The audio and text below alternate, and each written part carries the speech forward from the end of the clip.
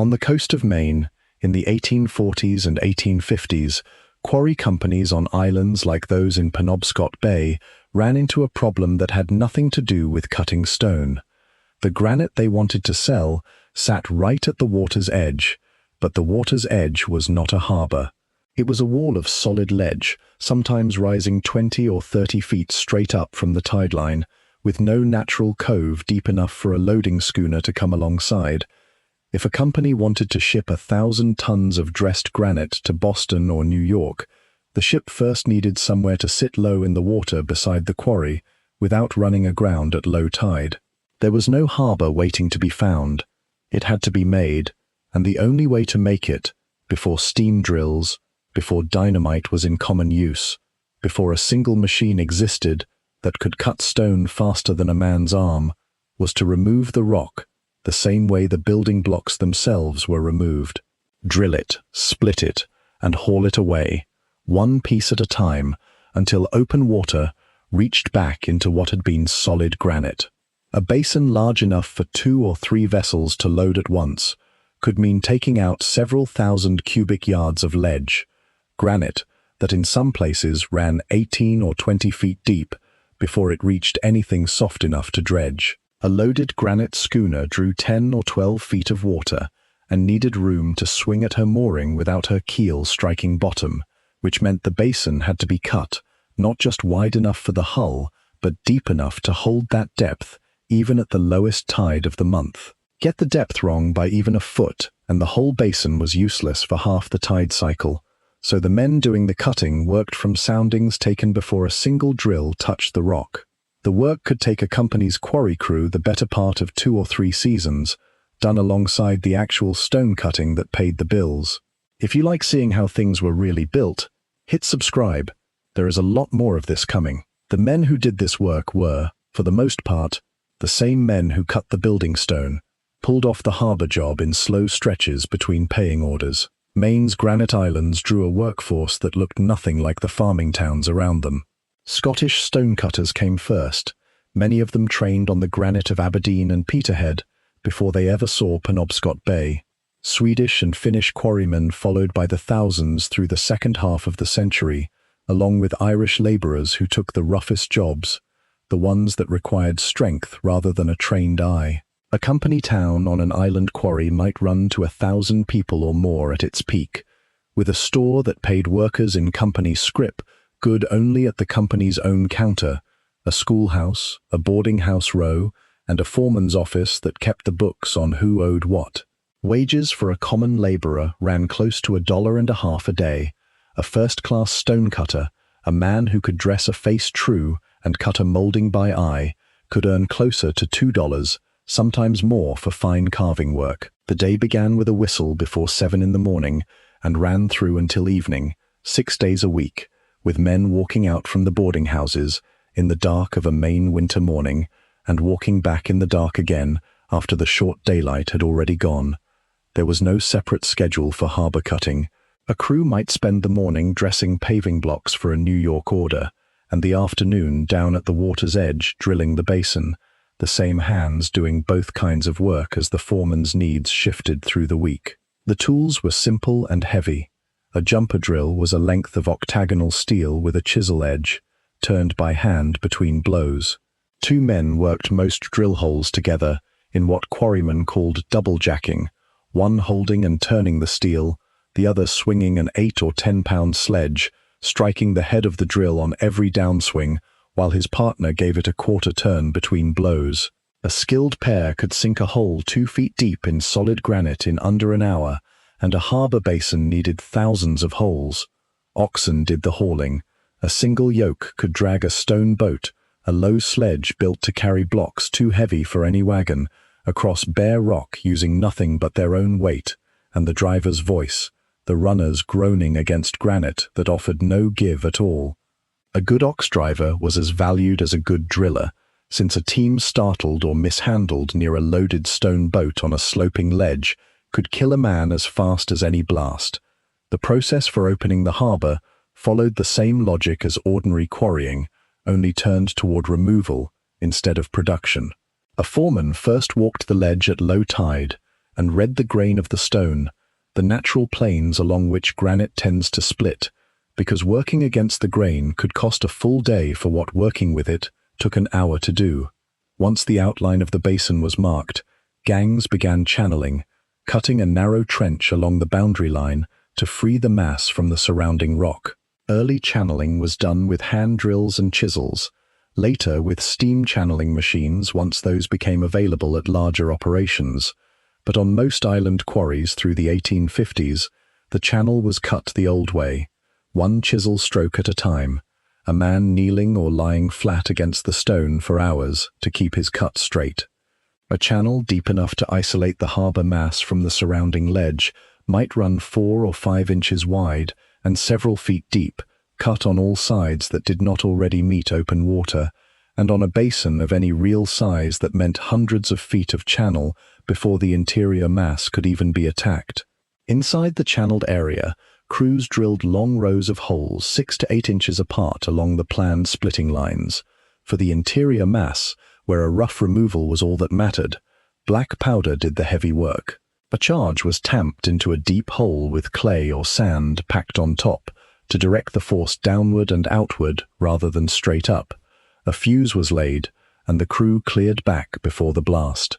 A single well-placed charge could shatter several tons of rock into rubble that Oxen teams then dragged clear. If you are finding this interesting, take a moment to subscribe.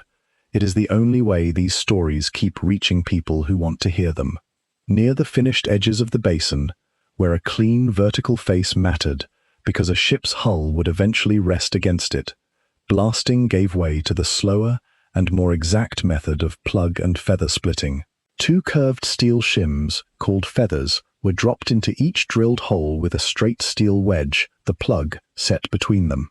A crew moved down the line of holes, striking each plug in turn with a hand hammer, never driving one all the way home before moving to the next, working the whole row evenly so the stress built at the same rate along its length.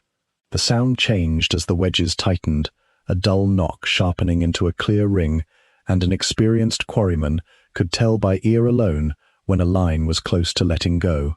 After a few passes down the row, a crack would open along the surface, run the length of the marked line, and the entire face would separate in one piece, sometimes weighing many tons, clean enough to be dressed and used as building stone rather than thrown away as waste. A crew that misjudged the grain and split a block wrong lost not just the time already spent, but the block itself, since a bad fracture through the middle of the stone could ruin it for anything but rubble fill.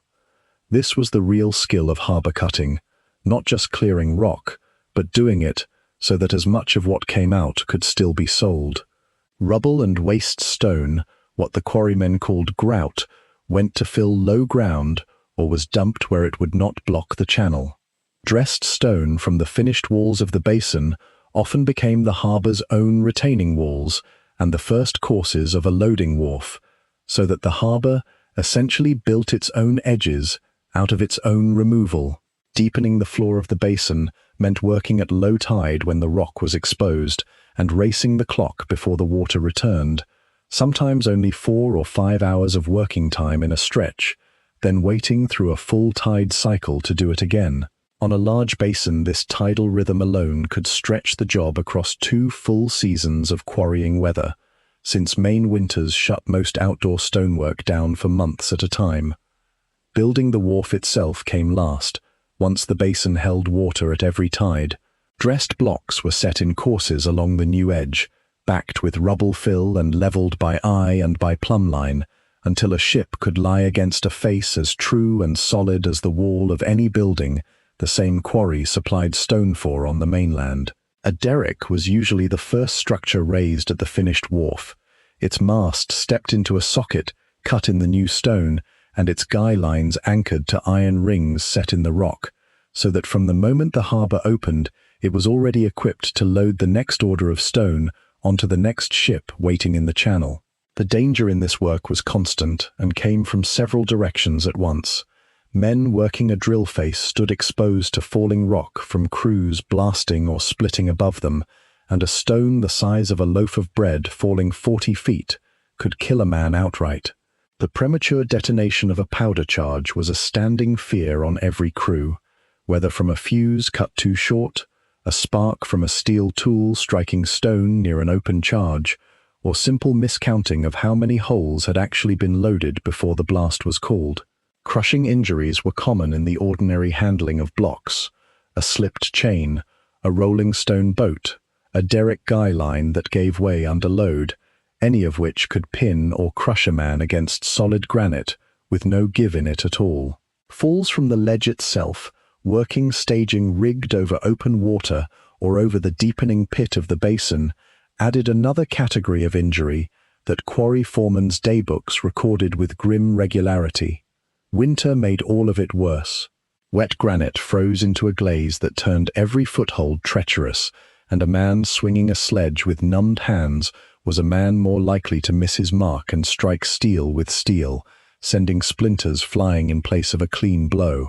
Crews worked through it anyway, because a company town ran on wages paid by the day, and a man who stayed home because the ledge was icy was a man who did not eat that week. Beyond the sudden dangers there was a slower one that took years to show itself. Granite dust hung in the air of every quarry and every cutting shed, and men who spent decades breathing it developed a hardening of the lungs that the workers themselves called quarryman's consumption, and that doctors later identified as silicosis. There was no mask, no ventilation system, no understanding yet of what the fine grey dust was doing with every breath. A stonecutter who left the trade healthy in his 30s might still find his wind failing by 50, the accumulated cost of a working life spent inside a fog of his own making. The dust was worst in the finishing sheds, where cutters worked dry stone all day, with no water suppression and little airflow, but even the open harbour cutting sent enough fine grit into the air on a still day to coat a man's throat by noon. Company records from the Granite Islands rarely separated harbour cutting deaths from ordinary quarry deaths, since the same crews and the same daybooks covered both, but island cemeteries from this era carry a disproportionate number of stones for men who died in their 20s and 30s, testament enough to what the work demanded even without a precise count. The era of hand-cut harbours ended gradually rather than all at once. Steam-powered channeling machines began replacing hand-chiseled channels at the larger operations by the 1870s, cutting in a single pass what a man might need a full day to chisel. Steam derricks, tall masts rigged with boom and guy lines and powered by a small boiler rather than pure muscle on a hand winch, could lift blocks of 10 or 15 tons that no team of oxen could have moved at all.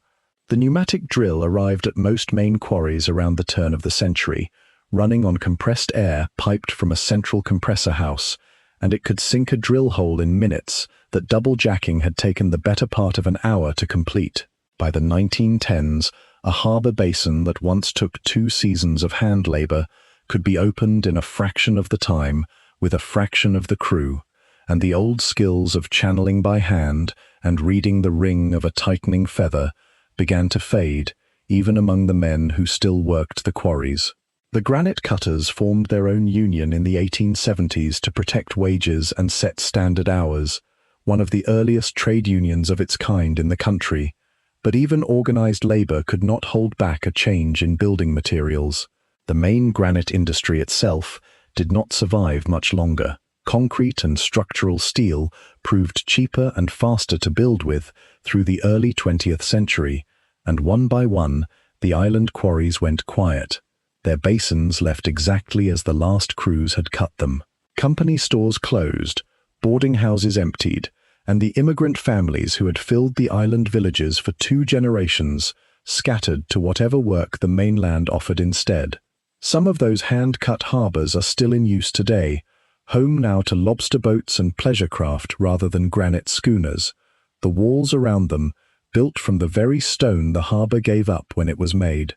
Walk the edge of one of those basins at low tide, and the drill holes are still visible in the rock face, small round marks in a straight line, spaced exactly as far apart as a man's swing once made necessary, the last signature of a job done entirely by hand in water that used to be solid ground. Thanks for watching. If you want to see more of how America was actually built, subscribe, and I will see you in the next one.